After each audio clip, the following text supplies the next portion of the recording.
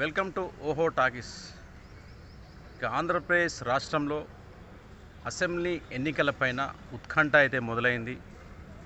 అదేవిధంగా లోక్సభ ఎన్నికలపైన కూడా రాజకీయ పార్టీలు వారి యొక్క ఆలోచనలు వ్యూహాలతో కదం తొక్కుతున్నాయి.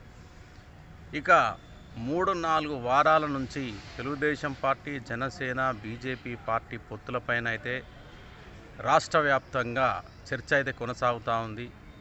ఇక మరి తుదకు తాజాగా ఈరోజైతే టీడీపీ పార్టీ, జనసేన పార్టీ కూటమిలో భాగంగా వారు పోటీ చేసే అభ్యర్థులనైతే నేడు ఖరారు చేయడం జరిగింది. ఆ అభ్యర్థులకు సంబంధించిన లిస్టును ఒక సమావేశాన్ని అయితే ఏర్పాటు చేసి జనసేన అధ్యక్షుడు పవన్ కళ్యాణ్, అదేవిధంగా టీడీపీ జాతీయ అధ్యక్షుడు చంద్రబాబు నాయుడు ఈ యొక్క అభ్యర్థుల యొక్క ప్రకటన లిస్టుల జాబితానైతే విడుదల చేయడం జరిగింది. మొత్తం 118 స్థానాలకు గాను 94 టీడీపీ, ఆ తర్వాత జనసేన 24 స్థానాలను అయితే ఇప్పటి వరకు ప్రకటించింది. అంటే పొత్తులో భాగంగా 24 స్థానాలను, అసెంబ్లీ స్థానాలను జనసేనకు కేటాయిస్తున్నట్లు ప్రకటన అయితే వెలువడింది. ఇక ఆంధ్రప్రదేశ్లో జరిగే లోక్సభ ఎన్నికలకు కూడా మరి జనసేనకు 3 స్థానాలు అయితే కేటాయించడం జరిగింది.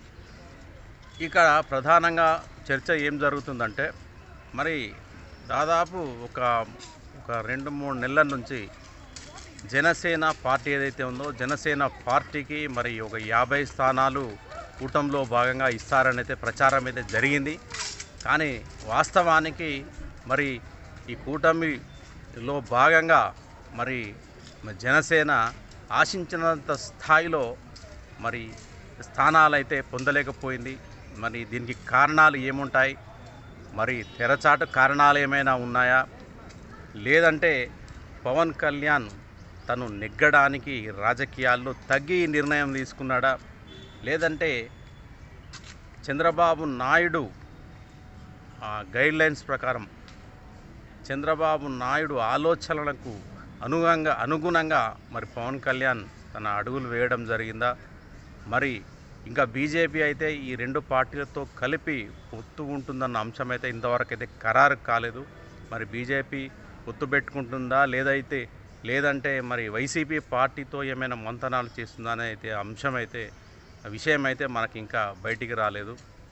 ఇక ఎప్పటి నుంచో కాపు ప్రజలు, కాపు సామాజిక వర్గం ఏదైతే ఉందో, మరి పవన్ కళ్యాణ్ సీఎంగా చూడాలనుకుంది.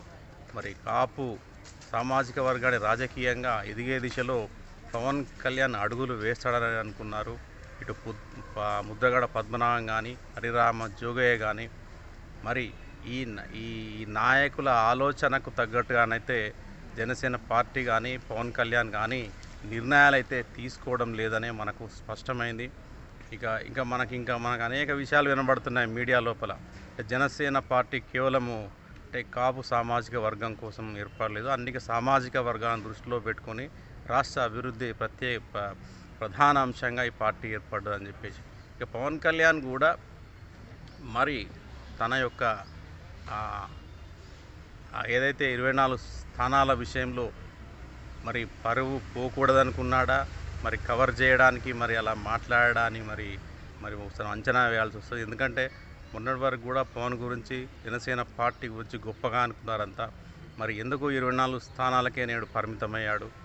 మరి ఏదైతే ఆ జరిగిన సమావేశంలో కూడా పవన్ మాట్లాడుతూ 24 స్థానాలు అంకే ప్రధానాంశం కాదని, రాష్ట్రంలో రాజకీయ మార్పు అవసరమని, ప్రస్తుతం ఉన్న జగన్ ప్రభుత్వాన్ని గద్దె దించాలని, ఒక మంచి ప్రభుత్వం ఏర్పడి తీరుతుందని, జనసేన పార్టీ కోసము పనిచేస్తున్న, అదే టీడీపీ పార్టీ కోసం పనిచేస్తున్న ఎవరైతే వ్యక్తులు త్యాగాలు చేస్తున్నారో వారికి గెలిచిన తర్వాత ప్రాధాన్యత ఉంటుందని చెప్పడం జరిగింది.